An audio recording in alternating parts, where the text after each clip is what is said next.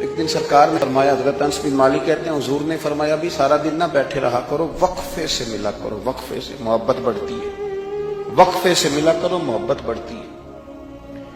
کہتے ہیں حضرت ابو بکر صدیق بھی قریب بیٹھے تھے، وہ بھی سن رہے تھے۔ ظہر سے پہلے بات ہوئی، حضرت صدیق اکبر ظہر میں آئے، نماز پڑھی اور چلے گئے، عصر میں آئے، نماز پڑھی اور چلے گئے، مغرب میں آئے، نماز پڑھی اور حضرت انس بن مالک کہتے ہیں ظہر کے بعد بھی حضور نے پوچھا ابو بکر نہیں آئے؟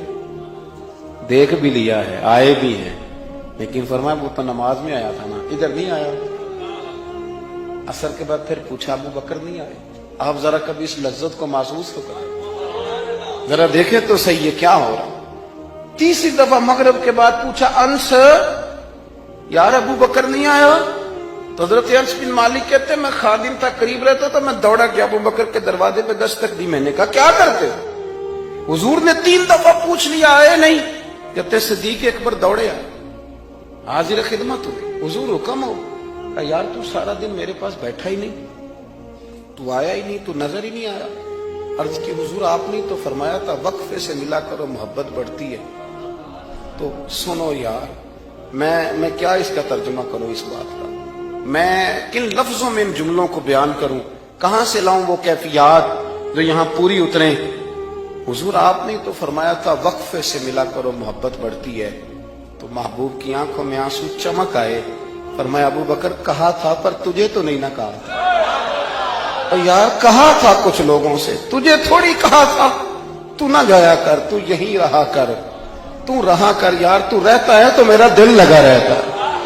اور یار آپ سمجھے تو صحیح، آپ ذرا محسوس تو کریں، ایک باری میری آنکھیاں چوں اونا نے اتھرو پونجے سن، ہن مینوں چسکا پی گیا رونے دا، ہن مینوں چسکا پی گیا رونے دا، تے ہر ویلے آہوزاری دا۔ آپ ذرا اس لذت کو تو لے۔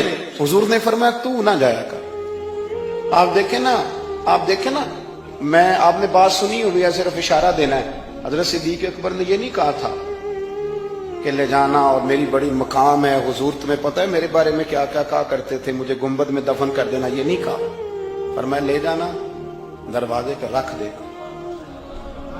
اگر دروازہ کھول، انہوں نے خالی دروازہ کھولنے کی بات کی تھی، تفسیر کبیر ساری پڑھ لینا، اگر دروازہ کھول جائے تو دفن کرنا، ورنہ جنت البقیع میں، فرمایا میں اس پہ بھی راضی ہوں، جنت البقیع میں دفن کر دینا۔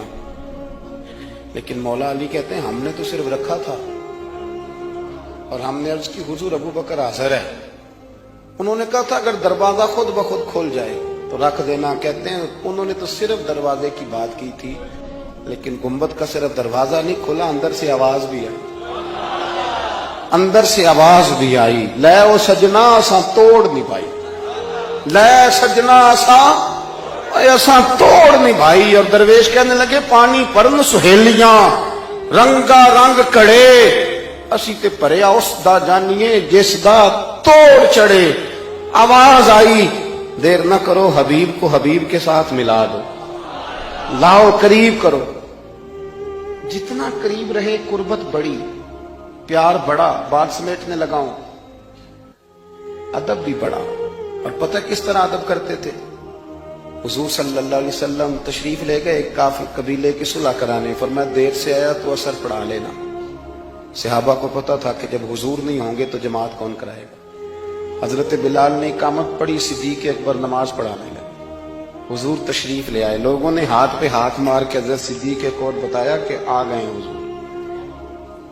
اللہ کے محبوب کے لیے رستہ بن گیا، نماز کے بیچ میں رستہ بن رہا ہے، صفیں توڑ رہے ہیں صحابہ، حضور کو رستہ دے رہے ہیں، صفیں ٹوٹتی رہیں پر نماز کسی کی بھی نہیں ٹوٹی، صفیں ٹوٹتی رہیں نماز نہیں ٹوٹی۔ حضور پہلی صف میں پہنچ گئے تو جناب صدیق اکبر نے ایک قدم پیچھے ہٹایا۔ ہم نے سنا ساری زندگی یہی ہے کہ حکم آ جائے تو وہ ادب پر فوقیت رکھتا ہے۔ ایک قدم حضرت صدیق اکبر نے پیچھے ہٹایا تو حضور نے فرمایا ابو بکر نماز پڑھاؤ۔ انہوں نے ایک اور پیچھے ہٹایا، ابو بکر نماز پڑھاؤ۔ تیسری دفعہ نا حضور نے پھر حکم دیا تو وہ پچھلی صف میں آ گئے، وہ دور بیٹھے تھے خواجہ غلام فرید، وہ کوٹ مٹھن میں، کہنے لگے نماز پڑھا کہ میں تیں ول ویکھاں،